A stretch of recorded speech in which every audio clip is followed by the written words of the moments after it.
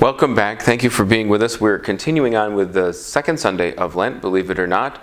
Winter is back here in kind of wonderful ways in western New York, so we're dealing with that. It's nice and cold as we get ready to enter March, but we hope you've had a very good beginning of Lent, and we hope you continue to have a great first week of Lent as we start to reflect over the readings for the second week of Lent, which continue from Matthew.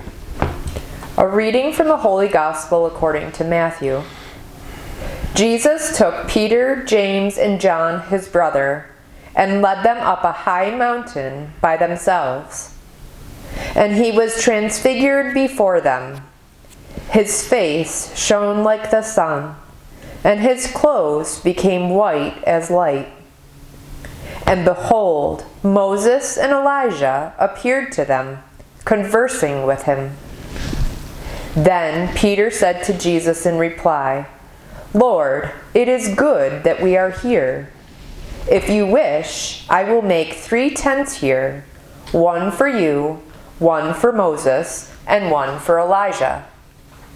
While he was still speaking, behold, a bright cloud cast a shadow over them. Then from the cloud came a voice that said, "This is my beloved Son, with whom I am well pleased. Listen to him." When the disciples heard this, they fell prostrate and were very much afraid. But Jesus came and touched them, saying, "Rise, and do not be afraid." And when the disciples raised their eyes, they saw no one else but Jesus alone. As they were coming down from the mountain, Jesus charged them, "Do not tell the vision to anyone until the Son of Man has been raised from the dead." The Gospel of the Lord. Praise to you, Lord Jesus Christ. So we have this amazing scene, and it's the second Sunday of Lent every year in some fashion. We have, for us in our parish, because I usually do the Year A readings every year, we usually have many catechumens now in the last several years, so we're supposed to do them anyway, but we'll do the scrutiny readings for every Year A readings for every year. But the first two, the temptation of Jesus, and then this one is always some version of the transfiguration. Anyway, why? But it's a very good reading for the beginning of Lent, because he has just told them, I'm going to go into Jerusalem, and I'll be handed over and die. And he gives them some vision that gives them some hope. He shows them the beginning in the end in the beginning, so to speak. Before you go through this, I will show you where it's leading to in some fashion. And it's it may very well have something to do with why he says, don't tell anybody about this until afterward, because you won't understand what you're seeing until it comes to pass, so that you can understand. And that's really at the core of this is, if you think about it on the level of a friendship with this man Jesus and these men who are witnessing this, and you see your friend kind of exalted in this way, and then you hear a voice saying, "Don't be afraid." And then you see your friend alone. And it's one of those wonderful things that really is this kind of, you can imagine being in their shoes, saying, how much comfort would that bring you? Don't be afraid. And it's not only afraid of the vision they're seeing, don't be afraid of the vision you're seeing, but also don't be afraid of what's to come. Have courage. I know what you need before you ask of it. I know, so that's why I'm here showing you where this is all going. It's one of those wonderful things that God, in the most essential way, is always giving us what we need, and oftentimes what we want, whether we know it or not.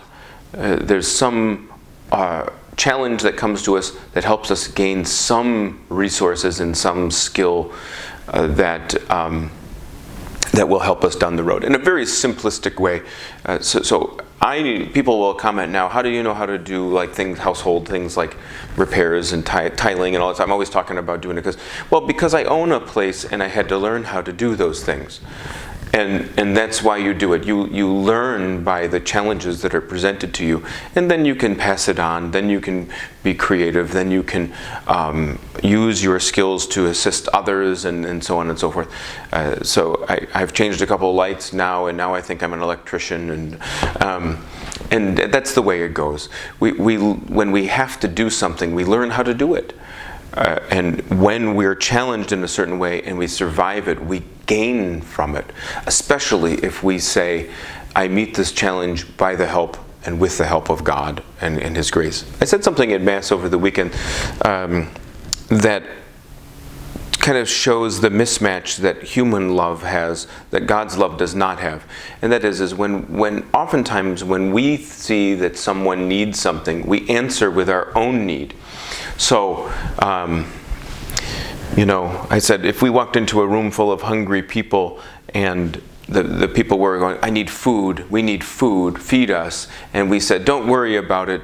If you subscribe to my YouTube channel, that's all you need. And that's wrong. That's wrong. God does not do that. We often answer in our own self-serving way to those things. We have to be careful of not doing that. When people are hungry and they come to you and say, I have hunger, you feed them.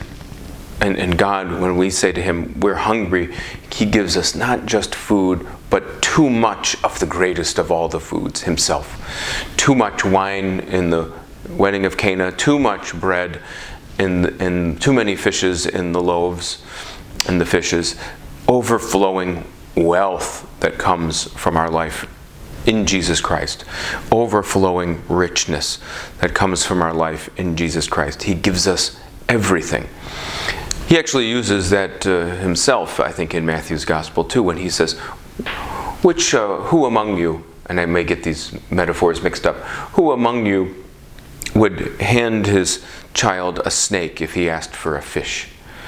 And that's a wonderful way of looking at a similar thing.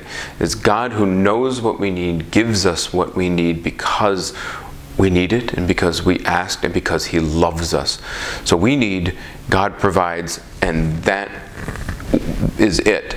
We respond to that in the very normal way that we ought, with gratitude. And that is what really is the beginning of our perfection, is that we love the people who feed us and who care for us and give us good things. And so we are perfected in that love. Okay, I think that's it for now. I had one minor complaint that we were going on too long, so it wasn't from any of these two here, but we don't want to overdo it. And during Lent, I'm trying to be a little bit more concise,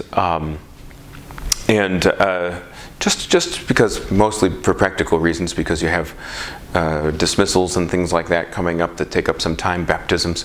We'll have, how many of those are being baptized? We have 17 coming into the church and 8 catechumens in the parish. So we are very, very thrilled. And let every day be a reflection on baptism, please, and really wonderful as we go through Lent. We really look forward to people entering the church. It's really the real wonderful force of Lent. So great. Have a great week, and thank you very much, and stay very well.